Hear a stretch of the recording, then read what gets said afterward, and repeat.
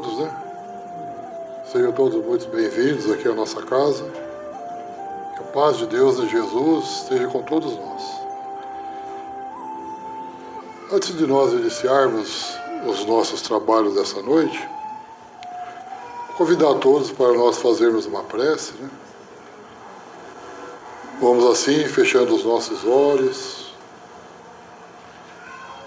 levar os nossos pensamentos até Deus, nosso Pai, a Jesus, nosso Mestre, por essa maravilhosa oportunidade que nós estamos tendo nessa noite, de estar aqui buscando um pouco mais de conhecimentos, que esses conhecimentos possam nos equilibrar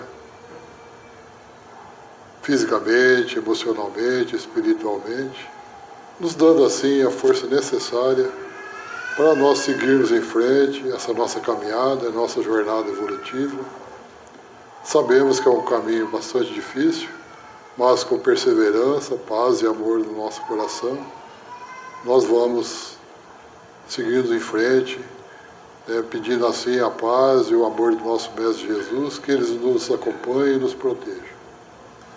Divino Mestre Jesus, pedimos assim que os bons amigos espirituais possam estar aqui conosco, nos envolvendo aqui a todos nós, para que a gente sim possa transmitir esses ensinamentos com bastante clareza, que todos nós assim possamos entender e colocar em prática no nosso dia a dia, na nossa vida, na medida do possível. Mestre Jesus, pedimos assim a vossa permissão para darmos início a mais as atividades da noite. Quero cumprimentar também os nossos irmãos internautas que estão aí nos assistindo online, né? Boa noite a todos, sejam todos muito bem-vindos. Bem, gente, o nosso tema de hoje, ele está lá no Evangelho segundo o Espiritismo, no capítulo 26. Dai gratuitamente o que gratuitamente recebestes. Então hoje nós vamos falar sobre o dom de curar.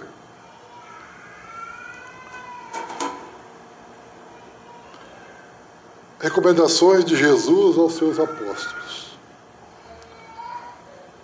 Jesus diz: restituir a saúde aos doentes,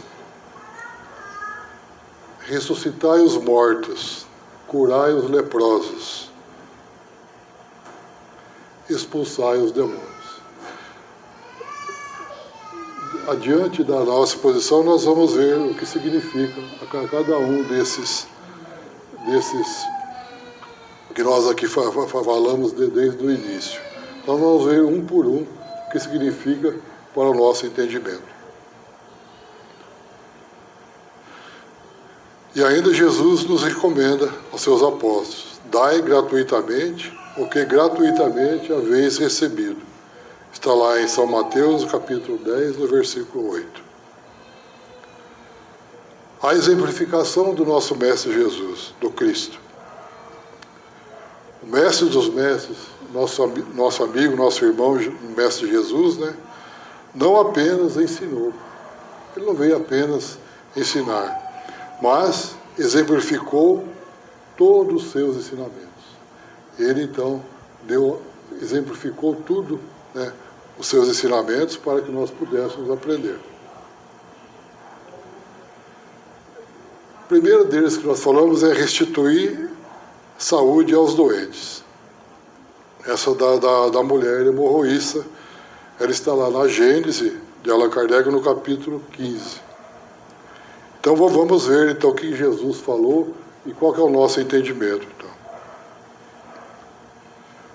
Uma mulher que há 12 anos sofria de uma hemorragia, ela ouviu falar de Jesus. Veio com a multidão atrás dele e lhe tocou as vestes. No mesmo instante que ela toca as vestes, o fluxo sanguíneo cessou. Ela sentiu no seu corpo que ela estava curada. Aí Jesus disse-lhe: minha filha, a tua fé que te salvou. Vá em paz e fique curada da tua enfermidade. Então, essa mulher que havia, igual nós falamos, 12 anos de uma hemorragia, né, que sofrera nas mãos dos médicos, digamos, dos curadores, né, e que tendo gasto todos os seus haveres, tinha gastado quase tudo que ela tinha, né, nenhum alívio ela conseguiu através desses médicos, desses curadores, né. Como ouviu falar de Jesus, veio com a multidão atrás dele e lhe tocou as vestes, porquanto dizia, se eu conseguir, né, ao menos lá tocar nas vestes de Jesus, eu vou ficar curada.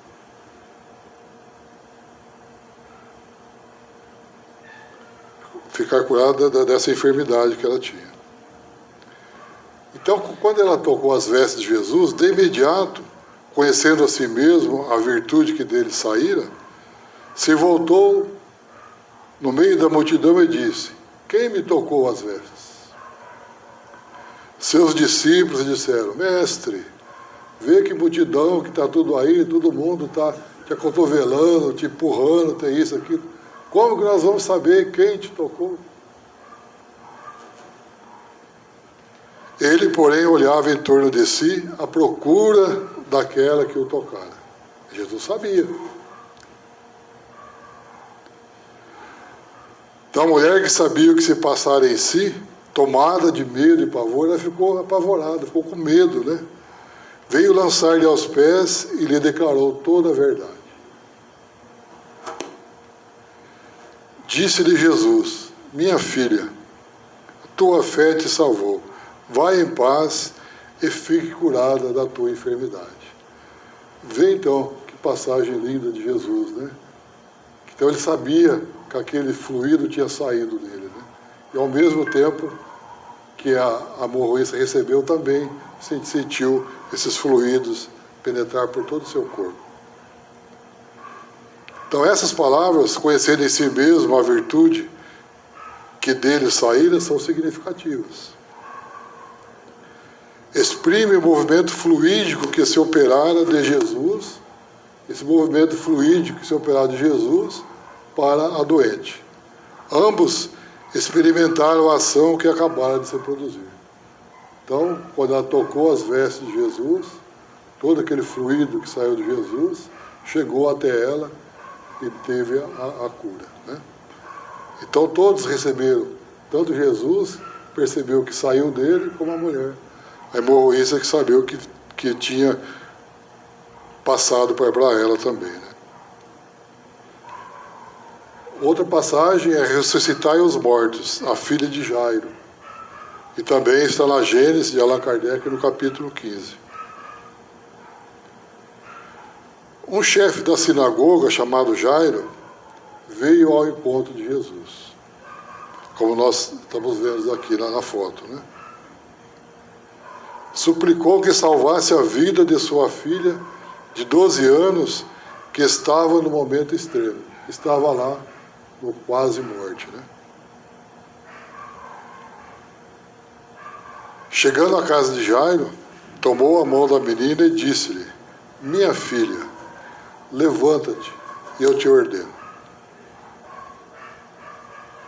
No mesmo instante, a menina se levantou e se pôs a andar. Como isso aconteceu, né? Este é um caso característico de catalepsia ou de síncope. Catalepsia é uma paralisia rígida que realmente confunde com a morte. Ela pode durar minutos ou dias, né? A síncope é um desmaio, né? É uma perda de consciência temporária. Então essas duas doenças que tinham lá naquela época, né? Acidente comum naquele tempo e que era recebido como a morte. Então quem tem catalepsia assim, né, quando tinha a crise, morriam, né? Ficavam mortos, né? Ficavam mortos só o corpo, né? Porque ali o espírito ainda estava ali, né? Tanto assim que, sem curarem os pacientes, enterravam-nos imediatamente. Quantos, né, que a gente não faz ideia que tinha essa doença, né? ficava lá rígido, enterravam. Enterravam morto, mas vivo, né? Enterravam eles vivos. Você imagina que sofrimento, né? Quantas dolorosas provações houve naquela época, justamente pelo fato de não se tomar precaução alguma antes de enterrar um corpo. Eles não tinham precaução nenhuma naquela época. Tinha essa crise, eles não sabiam, morreu, enterravam. Ainda a pessoa com vida. Qualquer ataque que não cessasse imediatamente, entorpecesse a inteligência e aparentasse a rigidez dos membros, ficavam rígidos, né? Era sinal de morte e a inumação era imediata. Aí o enterro já era imediato. O mestre, não há dúvida, portanto, ressuscitou a filha de Jairo, por quê? Se não chegasse a tempo, ela iria para a sepultura imediatamente, e então ela morreria de fato, né? Então, se não chegasse lá a tempo, a filha de Jairo ela ia ser enterrada. Mas aí, sim, ela morreria. Lá na casa do Jairo já estavam os flautistas, como era de costume lá da época, né? As carpideiras.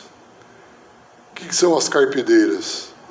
São as mulheres, né, cuja função consiste em chorar, né? Em chorar no defunto alheio. Então era comum na época, né? Então já aquelas mulheres que choravam ali, né? Os flautistas estavam lá tocando e as mulheres chorando. Então eram as carpideiras.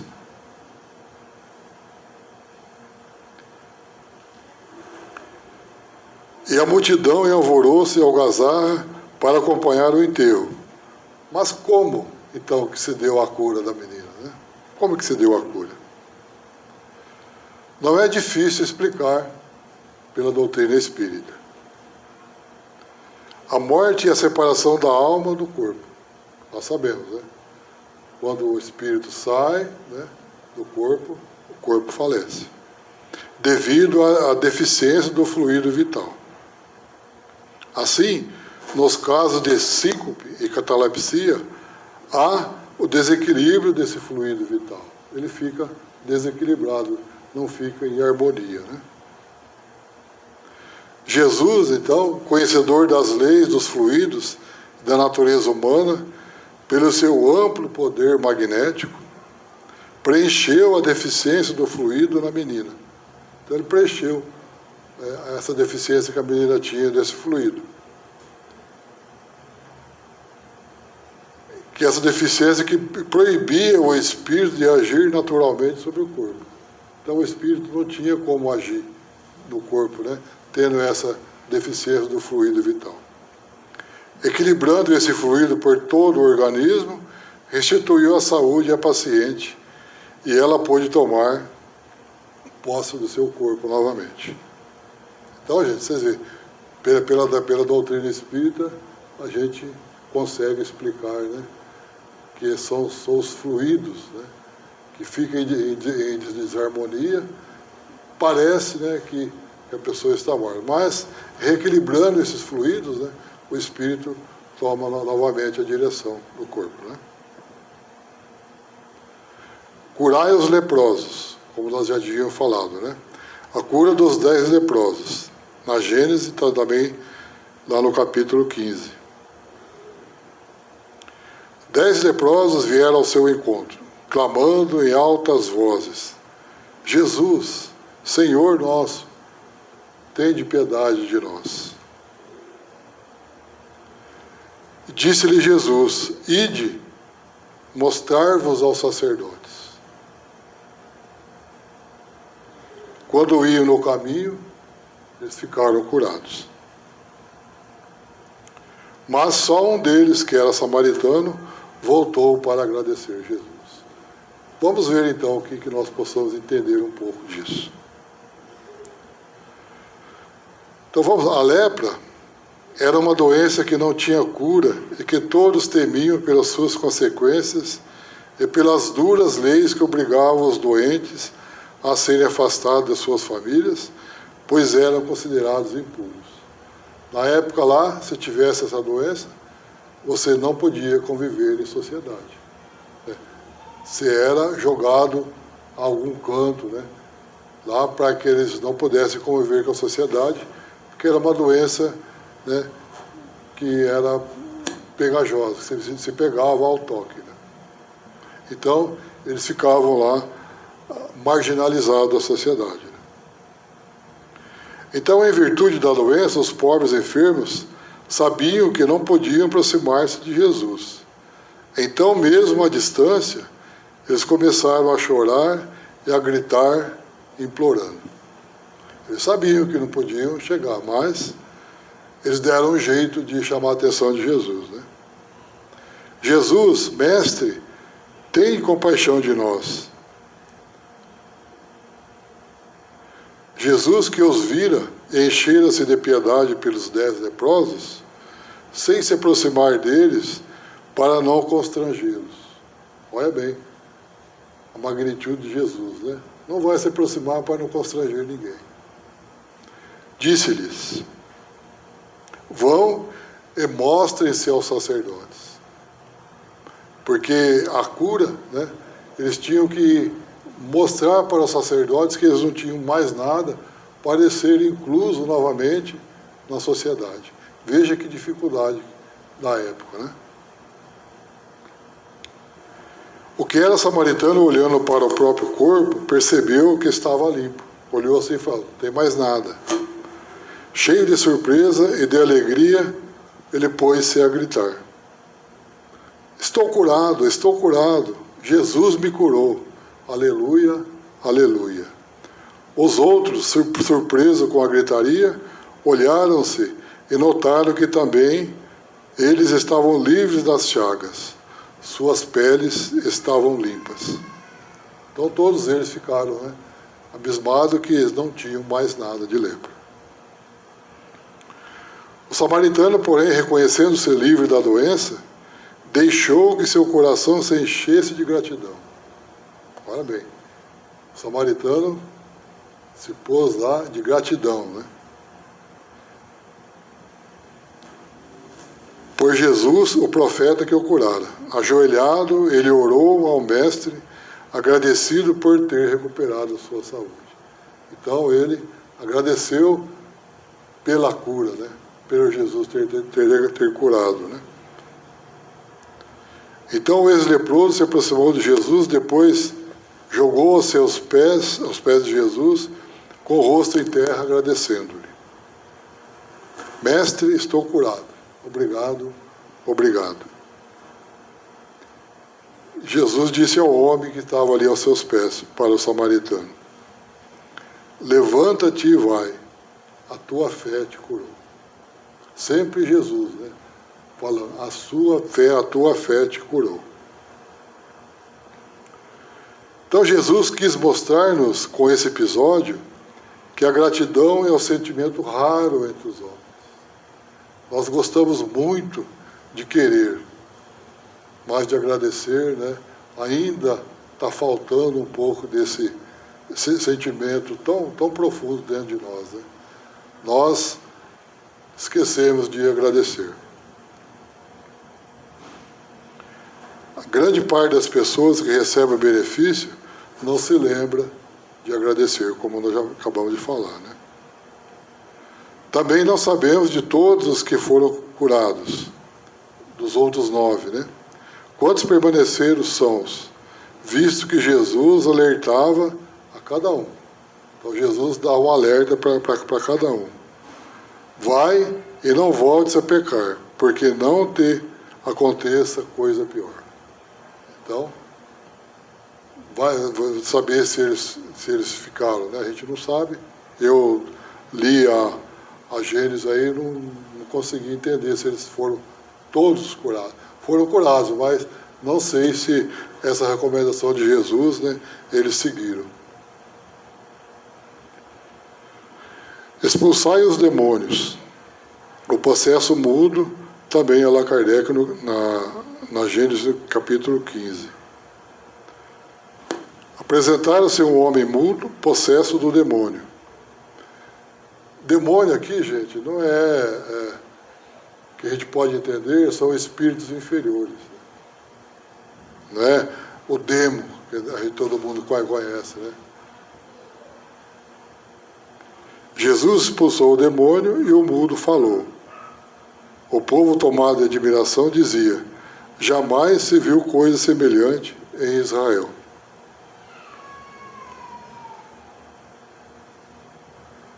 Ora, achava-se na sinagoga, são o que realmente está lá na Gênesis, eu trouxe aqui só para nós termos esse entendimento. Ora, achava-se na sinagoga um homem possesso de um espírito impuro, que exclamou: que há entre ti e nós, Jesus de Nazaré? Vieste para nos perder? Sei quem és o Santo de Deus. Jesus, porém, falando-lhe ameaçadoramente, disse. Esse ameaçadoramente aqui não é bem o termo, né? Jesus não vai ameaçar ninguém, né? Pode poder ter falado com outras palavras, né? Então o espírito impuro, agitando o homem em violentas convulsões, saiu dele, ficando todos tão surpreendidos que uns aos outros perguntavam: o que é isto? Que nova doutrina é esta? Ele dá uma ordem com o império até os espíritos impuros, e estes lhe obedecem. Está em São Marcos, capítulo 1, versículos 21 a 27. Então, dai gratuitamente o que gratuitamente haveis recebido. Com essa recomendação, Jesus prescreve que ninguém se faça pagar porque nada pagou. Não faça pagar daquilo porque nada pagou. Que não fizesse dons recebidos objeto de comércio. Quantos comércios nós não vemos hoje por aí, né? Quantos absurdos a gente não vê de comércios, né? Pessoas fazem disso um meio de vida. Dai gratuitamente o que gratuitamente haveis recebido. Então, qual é a vantagem do exercício da mediunidade gratuita em favor da humanidade? Que vantagem nós podemos ter? A remuneração espiritual, sempre. Nós trabalharmos em prol do próximo, nós vamos receber a remuneração espiritual. Olha, gente, é muito mais importante do que um din-din no bolso, viu? Todo bem que faz tem a sua recompensa espiritual. Afirmou Jesus que digno é o trabalhador do seu salário. Digno é o trabalhador do seu salário. E a lei de ação e reação sempre dá às criaturas segundo as suas obras. Então, a cada um segundo o que ele fez, segundo as suas obras, né? Assim, o médium que exerce sua faculdade como Jesus recomenda, sem interesses materiais ou interesses egoístas, né, não deixará de receber um natural salário espiritual. Então, aquele médium que trabalha fervorosamente, né, em prol do nosso próximo, realmente ele vai receber o seu salário espiritual. Os dons recebidos, como nós já vimos falar, de curar os doentes, expulsar os maus espíritos. Quais são os objetivos desses dons? Aliviar aqueles que sofrem. Quanto sofrimento nós não temos hoje na nossa humanidade, né? Quantos sofrimentos? Propagar a fé. Esses os objetivos daqueles que têm o dom, né? Esse dom de curar. Vamos falar um pouquinho do médico. Dá o fruto de seus estudos feitos, né, à custa de sacrifício. A gente sabe, né, que se formar em medicina hoje em dia é muito difícil. É trabalho difícil de se fazer. Depois de estudar, o trabalho ainda mais, né? Trabalha ainda muito mais. Falo isso de experiência própria. A gente tem a minha filha foi difícil de se formar e agora para trabalhar ainda tem dia que não tem descanso. É direto. Mas é o dom. Né? É o dom que ela teve. Cada vez mais os médicos vão compreendendo que é impossível curar uma doença agindo apenas sobre a sua manifestação externa. Então ele vai olhar você externamente, né? Então vai ser difícil, né? Ele acha que é impossível de curar a pessoa só olhando externamente. Perceberam que a causa de uma doença está num desequilíbrio muito mais profundo entre o ser, entre nós, né?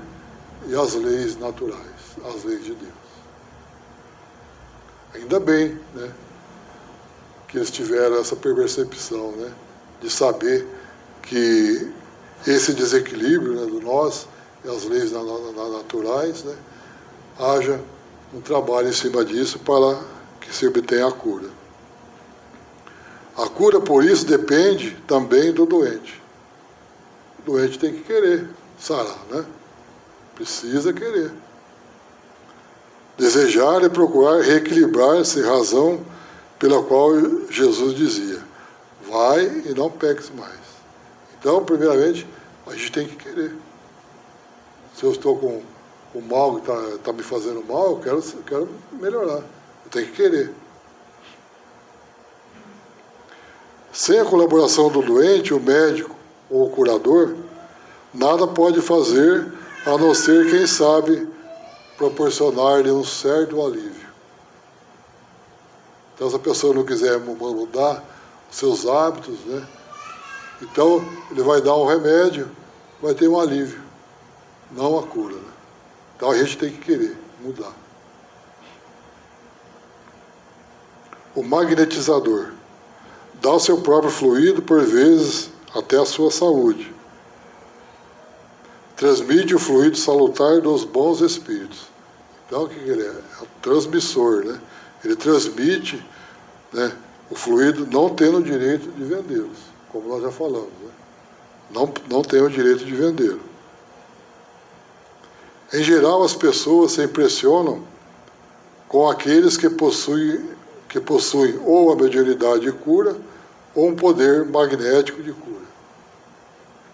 As pessoas ficam impressionadas com esses que têm essa mediunidade de cura ou o poder magnético.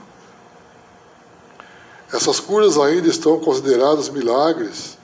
O que elas obtêm são considerados santos ou missionários. Tudo é levado para o terreno do mágico, do fantástico, acho que tudo é magia, né? Tudo é uma varinha de condão, curou. Então, essas curas ainda são consideradas alguns milagres, né? Mas a gente sabe que não é verdade. Né? Muitos que não têm esse conhecimento da doutrina sabem que para eles é um milagre, mas ainda não é. Não é. O que é uma doença, então? É um estímulo evolutivo, um modo de perceber que estamos agindo contra as leis naturais. Nós estamos agindo sempre contra as leis naturais. É um período de autoeducação que podemos prolongar ou encurtar, dependendo da nossa atitude mental. Depende único de nós mesmos. Né? O curador, na verdade, ele não cura, mas é o facilitador do processo de autocura. Então, ele é o facilitador para que possa existir a cura. Então, o curador, então, que ele é o transmissor, né? Dos fluidos, e a pessoa tem processo de autocura. O que é? Eu me melhorar cada vez mais. Da mesma forma que o professor não educa, mas é um facilitador do processo de autoeducação. Quem quer aprender, né, está na pessoa. Então, o professor é um instrumento. É um instrumento para passar para as pessoas o conhecimento. Então, ele é um instrumento. Mas quem vai aprender é nós. Nós que temos que buscar a nossa autoeducação. O curador, seu médium, seu poder não é ilimitado, pois depende da necessidade, mudança de comportamento e fé do paciente. Então, o médium curador é o facilitador, né? Mas depende do quê? Da mudança do paciente, né? Então, se não tiver essa mudança, ele vai ter aquele alívio momentâneo. Depois, volta de novo. O curador, então, não realiza a cura. Ele funciona como um agente catalisador de recursos curativos, os quais poderão ser bem ou mal aproveitados pelo enfermo, de acordo com a sua condição emocional, mental e espiritual. Então, de acordo com cada um. Que nós temos os passes, né? A eficácia do passe demonstra isso na rotina aqui do Centro Espírita. Não adianta nada a pessoa ir lá receber um passe, está com o guarda-chuva aberto, os fluidos não chegam. Então ele tem que estar lá com o seu pensamento voltado para o nosso Mestre Jesus, né, para Deus, para que esses fluidos cheguem até ele. Se ele agir como uma barreira, ele não vai receber nada. Então Jesus e os seus apóstolos não cobravam pelas curas que realizavam, mesmo sendo pobres, que eram todos, né, ali pescadores, né, tudo ali que era uma condição financeira difícil, mas não cobravam pelas curas que realizavam. Ordem do Cristo a todos nós. Exercite, utilize os dons recebidos, mas gratuitamente, sem cobrar nada. Isso é uma recomendação de Jesus para todos nós. Então, a gente tem aqui algumas reflexões. Desculpe. Esse dom da cura é de um espírito que ele não de autoria desconhecida. Ele achou, né, que não seria importante, né, ele se declarar fulano de tal, que fez essa reflexão aqui. Chama o dom da cura. Mas o que vem ser esse dom de curar? Será, meu Deus, um privilégio de alguns? Será que é privilégio só de alguns? Será esse dom uma raridade? Será que é uma raridade? Quando se fala em médium de cura, todos ficam imaginando uma pessoa especial, né? Nossa, parece que é uma pessoa hiper especial, né?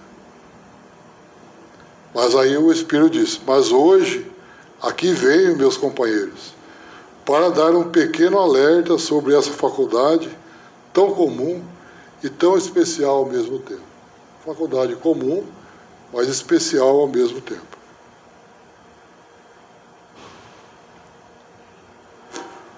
Quando uma mãe vê o filho chorar por alguma dor, com carinho, o abraça, o afaga e com os olhos rasos d'água pede a Deus que o cure.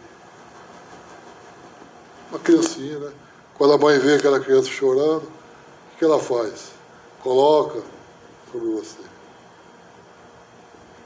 Pede a Deus, né, para que possa ajudar, que possa curar seu filho. E essa criança, de repente, para de chorar. Houve algum milagre? Não, amigos. O Espírito respondeu, não, amigos. essa mãe usou o seu dom de curar, que é o amor, que é a fé, que é a esperança. Ela usou esse amor que ela tinha dentro dela e pediu para Deus para curar seu filho.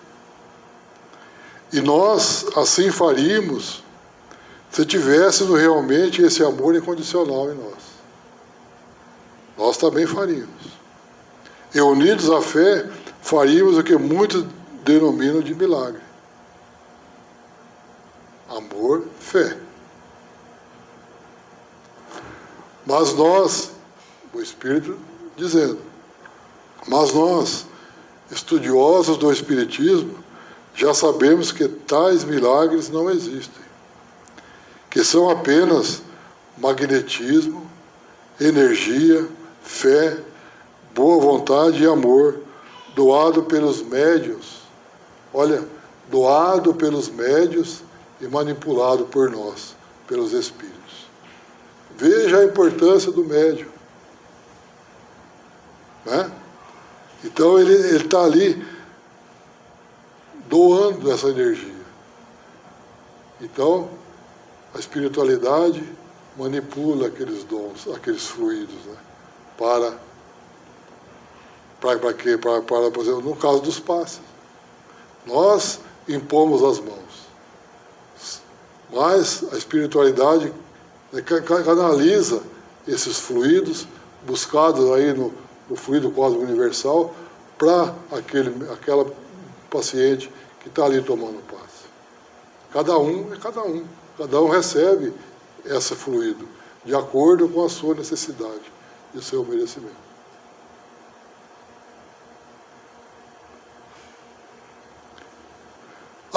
Acabei de falar, há um fator merecimento. Esse Deus é que julga. Então, quem vai receber, quem tem merecimento, nosso Pai Celestial que vai nos julgar quem está precisando, quem merece. Na hora de darmos um passe, não nos importa saber se aquele ser ali, se aquele paciente que está ali é merecedor ou não. Mas nós fazemos a nossa parte. Né? E será que alguém aqui seria capaz de saber quem merece ou não? Será que quando o médium está ali aplicando o passe, ele sabe se aquela pessoa, aquele paciente está ali, merece ou não? Ele faz a sua boa vontade, vai aos seus fluidos. Né? Somos todos nós, gente, simples aprendizes ainda engatinhando na estrada infinita do conhecimento. O dom de cura está em mim, lá no Espírito, está em nós, em todos nós. Está em todos nós. Está em nós, está nos maiores e melhores sentimentos de amor e de boa vontade. Será que o mestre dos mestres, ele fez milagres? O Espírito falando. Ele curou, espantou os demônios, levantou os caídos, fez andar os paralíticos. Foram milagres? Não, ele tinha fé e o mais puro coração. Quando nós vimos, né, o dom de curar lá, da mulher hemorroísta, né, da filha de Jairo, do possesso mudo, né? Jesus manipulou os fluidos, que ela, um espírito celeste daquele, sabia de tudo, né, desses fluidos. Sejam vocês, todos nós, médiuns de cura. Sejamos todos nós, por que não? Né? Usem o que existe em cada um, amor e boa vontade. Na autoria desconhecida. Bem, gente, era isso que eu tinha que passar nesta noite, né? Espero que todos aí tenham, ao menos, compreendido esse dom da cura, né? E que ele possa fazer parte do nosso dia, da nossa vida, né? Nos melhorando cada vez mais. Então agora nós vamos para a segunda parte do